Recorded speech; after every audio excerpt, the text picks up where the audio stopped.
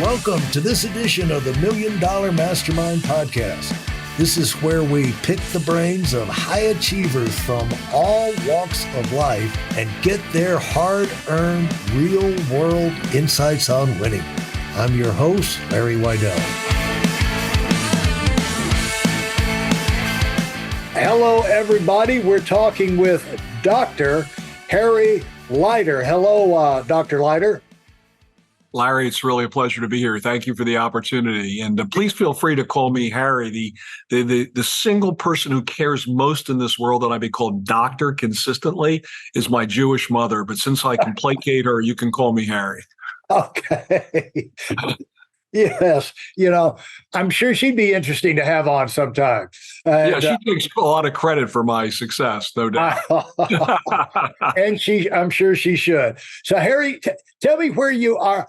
When we talked in the past, you were living in Lauderdale. Are you still in Lauderdale? I am in Lauderdale. I'm not from there. I grew up and went to medical school in Philly. Big Philadelphia Eagles fan, so it's a good year for us. But I've lived in, because of my training and career, I've lived in 7 cities, but the last few years I've been in Florida, first in Sarasota, and now more recently to take on a new job, I'm in the Fort Lauderdale area. Yeah, and so when, getting back for the podcast today, you had to fight that. I assume you're coming from headquarters over there or coming up from Miami? Yeah. My company's headquarters are at a university called Nova Southeastern University in Fort Lauderdale. And a lot of the snowbirds are getting back to Florida this time of year. Traffic is just exploding down here right now. It is not going to be any better. It's only going to get worse, unfortunately. But congratulations for fighting your way through it, getting back so we can do this. Oh, sure. I was looking forward to this all day. I've been wanting to have you on because, looking at your resume, Harry, it just blows my mind what you live your life day to day, week to week, month to month, and I'm sure you don't look back and maybe see it the way I see it, but I mean, you've crammed a whole lot into 25 years. I'd like to say I had a grand plan, but actually it was a little more organic that I went from one opportunity or something I really had passion around to another. But the big idea was I realized very early in my career, when I was in med school, that as much as I liked taking care, I'm an internist, by the way, a general internist. Much as I liked taking care of patients one by one, you could only really touch in any one year, maybe 500 or 600 people. But the big idea that got me excited was how do you create programs and services or products that could move the needle and help millions of people? We used to call that disease management when I started it this years ago. Now we call it population health. But my passion has always been working for an organization that can move the needle at scale and help millions of people live healthier lives or stay well. So right from the start, you were somebody who looked beyond what you were doing day to day, and you were looking beyond that, like, how can we origami this out and have a bigger impact? That's the kind of thinking, Harry, that you've run into because you're thinking that way over your career. Where did that come from? Where'd you go? How did your mother get you to go to med school? Well, it's actually the reverse. So I went to Penn State University. I'm a Nittany Lion. And Larry, I went from being a pretty introverted, kind of almost nerdy guy. By the way, being nerdy today is a cool thing, my daughters tell me. Right. When you and I were growing up, being nerdy was not cool. No. But anyway, I was a pretty nerdy high school kid. And when I got to college, I blossomed, Larry, and I started getting involved in leadership activities, student government, and I was president of my fraternity, and I was involved with a lot of leadership stuff, and it turned me on. And what turned me on was not the prestige of it, but the idea of building teams and getting people to work together to achieve a bigger goal. And I actually thought about going to law school, because I thought maybe I'll go into politics or something. And my father always wanted to be a doctor. He was an engineer and he worked for Xerox as a sales manager. And he said, Harry, I'll support whatever you want to do, but I don't think you understand what laws are really about. So he insisted I interview 3 attorneys to ask them how they feel about law. Ah, And I did that, and they all said it was kind of boring. You know, it was yeah, going through documents and briefs and filings. It wasn't what you see on TV. It's not, yeah. you know, courtroom drama. So I ended up going to med school despite my interest in leadership. And then I put all that leadership stuff on the back burner for a number of years, where I got my medical degree, and I got my internal medicine training. And then I got into a very, very exclusive fellowship program called the Robert Wood Johnson Clinical Scholars Program. Johnson & Johnson, one of the heirs, the grandsons, put millions of dollars into a healthcare nonprofit. And they funded, one thing they did is they funded 25 doctors a year after they're done all their medical training to go to one of 5 universities and get trained in public health. And they would fund you to get another degree like a master's of public health or an MBA. So I got into that, was very blessed. I got into that very exclusive program, and I was able to have this program pay for me to study public health under some of the best people in the country and get a master's of business administration. And that started my journey of combining leadership and business and medicine, which I've done now for 30 years. Yeah. And what do you think triggered that back at Penn State? What to the idea of putting people together and making big things happen? Where that just couldn't fall out of the air. You had to be somewhere. Something had to trigger that. Well, I had the great pleasure of working with some other wonderful student leaders, and you might have heard of a secret society at Yale called Skull and Bones. Right. Well, there's one like that at Penn State. It's called Lion's Paw. Okay. I got into that. Yeah, I got into that and worked secretly with 12 to 15 leaders, the captain of the football team, the head of the paper, the head of the student government, and we all worked together for the better good of the students. And I saw the power of people working together to achieve something bigger than any one person. Okay. And so you thought about law, wound up in med school. Med school is a slog, isn't it? I mean, it is all consuming. In fact, I was one of the rare med students that worked to make money while I was in med school because money was tight, despite loans and scholarships. So this is a cute story. I took a free university class at Penn. Free university means not for credit, just for fun, on bartending. And I learned how to do a little bartending. The next year, I taught the bartending class, and then I fibbed my way into a real bartending job. Said I had a little experience when I didn't. Yeah. So I worked during med school part-time as a bartender. And when people would come up to me and say, "You don't look like a typical bartender," I said, No, I'm a doctor. they never believed me. So you get out of, you get your MD, you get out, you do your. I did my internal medicine training, then I did my public health and MD. I was 31 years old, Larry, when I was done all that stuff. Wow. Yeah, that's pretty. Is that what it normally takes, or is that if you do just like internal medicine or pediatrics, you might end up being 28. If you subspecialize in something like cardiology or special type of surgery, you're generally 30, 31. So instead of being a subspecialty in medicine and becoming a cardiologist, I did this extra thing in public health and business.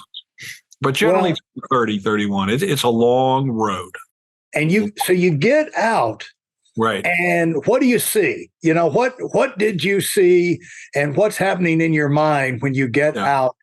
And reward now is getting to my reward now. So it was less about the reward as it was where can I apply these nascent skills, because I still had a lot of training but not a lot of practical experience. Right.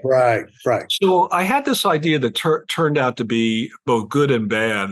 This was when I ended up joining an HMO called Harvard Community Health Plan. It's an organization in Boston. It's now called Harvard Pilgrim, but it was a health plan run by doctors. And back then in the late 80s, we believed that health plans could be really focused on keeping people healthy. That was the idea of a health maintenance organization. Yeah. Keep people healthy. And I was enamored with that idea and thought that this very, very fine old physician-run health plan might be a place for me to get started. And Larry, they actually had a management track for young physicians to get into where you saw patients Really? 3/4 of the time, just like any other doctor. And 1/4, they gave you projects under someone more experienced. So I was on a leadership track in this health plan for 6 years in Boston and acquired some skills and made a lot of mistakes, but I found a great mentor who took me under his wing and helped me figure out how to lead people. Yeah. And what did you learn about leading people early on that has served you well? And then maybe something you learned about leading people that really didn't go all the way. Yeah. Well, what didn't work was you don't tell smart people, you never say no. You don't tell people that are passionate about something or have an idea, no, that's not going to work. Yeah. So what I learned is that you try to articulate the principles or the values that are important to you. It's got to be something that helps patients. It's got to be something where we don't spend too much money. It's got to be something that's simple. And you talk about the principles, and then you work with others to come on board to create solutions that fit criteria. And this was what my mentor called building the box. So you negotiate by building a box of criteria together, and then any solution that fits those criteria is a good one. But you don't argue with people you don't succeed leading people by telling them what to do or arguing with them. Yeah. Did you have any, was that a tough lesson to learn or? Yeah, absolutely. I mean, early on when I was at this Harvard Community Health Plan, I was, 31, 32, 33. And a lot of the physicians I was, quote, leading, were 20 years older than me. Yeah. And who was I, this young whippersnapper, had all these ideas. Right. And that's where a lot of people find themselves early in their career. Yeah. And but it doesn't stay that way. No, it doesn't. But I mean, there's two fundamental types of leaders. I've done a lot of studying and reading, and I've had some good mentors, as I mentioned. And there's leaders that think that they're the hero in a negative way. In other words, they have to be the smartest, the brightest, the hardest working, and everybody should listen to them because they're better than everybody else. Right. That fails all the time because people feel disempowered and they don't contribute because why should they when one person's calling all the shots? The rare second type of leader is a leader who's a developer who says, I want to find the best people I can and put them around me and help them work together and be successful. And that's the model I've tried to emulate over the years. For those of you who are sick and tired of fooling around and are dead serious about wanting to move up fast, I've got something especially for you.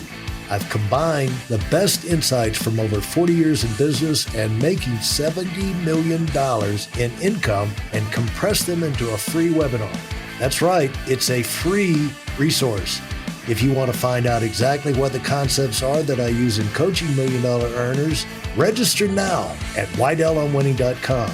You'll discover the 5-part framework used by so many to reach their financial, personal, and professional goals.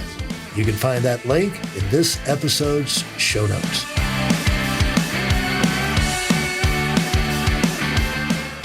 Well, and the thing is, Harry, I think we all have learned that have been in organizations and teams that if you're paying attention, you find pretty soon your people are not interested in another Moses coming down from the mountain. No, that first 10 commandments to shove down their throat. No, but unfortunately, Larry, that's still more common than not. Really. Especially in entrepreneurial organizations, young organizations, oftentimes the founder or the early CEO has to be so gritty and so tenacious that they struggle to sort of empower a team. Yeah. And it's hard to, what happens is you stagnate because you can't, you run out of hours in the day to do it all yourself. Correct. If you've got a brain, you recognize I'm going to have to delegate. And if I'm going to delegate, I've got to train them and then let them make a mistake. I was just going to say, you got to let people make some mistakes because that's how we all learn. That's how we all learn. And, you allow the mistakes inside a controlled situation with where you keep your eye on them. You don't let them. Yeah, there's guardrails to some degree, but you need people to do that. And what I've been very fortunate about is I've got a number of people that have followed me in my career from job to job, from company to company, because they've enjoyed being part of my team. So I'm very proud about that. That means a lot to me.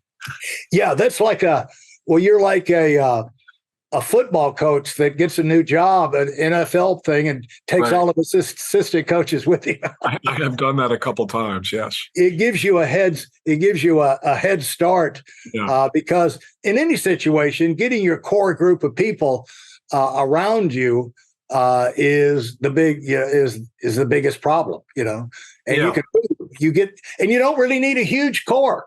You get a few key people around you, and I'm sure you've seen that. Yes. Play out in the real world. It's only 3 or 4 key people can make all the difference. Yeah. And when I moved up to North Carolina and opened up a expansion operation in financial services, I would get periodic updates from the founder, and one of the things that he told me is all great revolutions are run with just a handful of people at the core. That's correct. Yeah, because so many things happen, you just don't have time to explain it to 40 people, Right. And so as you now get out in the real world, were you starting to get, after 6 years of leadership training, were you starting to get, in that management program and everything, were you starting to get a little restless where you wanted to put those skills to work? Or yeah, well, I was in this HMO called Harvard Community Health Plan, and as much as I enjoyed it and learned a lot, and I got promoted a couple of times to where I ran a big medical center in downtown Boston. For those of you who know Boston, the financial district. Yeah, I saw that the idea of physician-owned HMOs were not going to be the future. It wasn't a model. You have Kaiser that's sort of like that, but other than Kaiser, there really aren't many physician-run HMOs in the country or health plans. So the next big idea I had was, well, why don't I go help start a hospital-owned health plan? So there was a network of 6 hospitals in all places, Kansas City, Missouri, that were building a health plan. And I got recruited out there to be the medical director and then the chief medical officer there. And that was not as brilliant an idea as I had hoped. I learned from that too, because hospitals make money by having people in the beds and having the procedures done. Yeah. Health plans make money by trying to avoid having people in the hospital or having a lot of procedures done. And that tension we could never resolve. So there are some hospital-owned health plans around the country. A few have succeeded, but a lot have been unsuccessful at resolving that natural tension. But I did learn a lot more in that. How long did it take you to realize that conflict? And, I'm sure you tried several things to organize. How long did it take you to realize that was a lost cause? I need to move on. My history almost invariably is to be with each organization about 5 to 6 years. This was another 5-year stint. And so did other opportunities come, or what did you, what direction came up next? I thought the best thing about managed care was this idea of disease management. Trying to help diabetics stay healthier, people with asthma, kids, to keep them out of the hospital by getting them on their meds, people with seniors with heart failure, which is the number one reason seniors get admitted to the hospital because their hearts are weak. Have to make sure they stay on their meds and weigh themselves every day to make sure they're not getting too much fluid in their bodies. And this was the beginning of a whole new movement called disease management. And I had the opportunity to help start a company that focused on cardiac disease. A bunch of really bright cardiologists from Johns Hopkins were founders, and nurse practitioners that work directly with patients. So that was my first real startup. And what did you?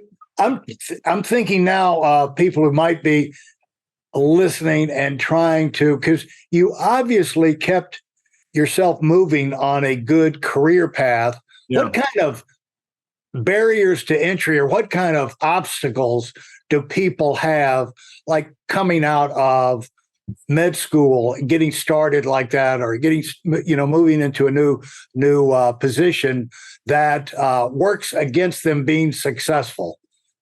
You mean in the business world specifically? We could start with coming out of college, coming out of med school, and because I'm sure there's parallels. Yeah, I think what I always tell younger people today is each position you take, it doesn't matter what field you're in. Yeah. But if it's giving you an opportunity to learn and acquire some new skills and get some new perspectives, it's something to consider. But if you feel like you're not learning and you feel like you're stagnant, if you have the luxury of moving on, other people to put food on the table don't have the luxury of necessarily making choices. But if you have the luxury of doing different things, if you're geographically mobile, if you've got a significant other that's supportive, and I was blessed by having that, you want to be in a position where you're always learning. Because once you stop learning, you're like a shark, you don't survive. Yeah. And to me, again, I wasn't so brilliant, Larry, that every step of my career, each of those 7 jobs I planned, but I did have the focus at each job. I wanted to learn something. And then later in my career, it all kind of was accretive. It all came together. Yeah. What could you have done in those early years that maybe have allowed you to accelerate a little faster? A little faster. That's a great question. I don't know. I mean, I had a great mentor early on. Maybe finding another mentor later because I moved and we lost that connection. There's a whole field of executive coaching today where if you're in the executive world, you can find coaches that have a lot of experience working with leaders and can maybe accelerate the learning curve. I just think having good mentors and people that are help coaching you so you don't have to make so many mistakes and can try things quicker is the big key. Thanks for listening to the Million Dollar Mastermind. If you felt there were any valuable takeaways from this episode, please take a minute and leave us a 5-star review. Your feedback is important and really helps us get the word out to a wider audience. Remember, we have a valuable webinar that is absolutely free. Register for it right now at weidelonwinning.com. Thanks for listening.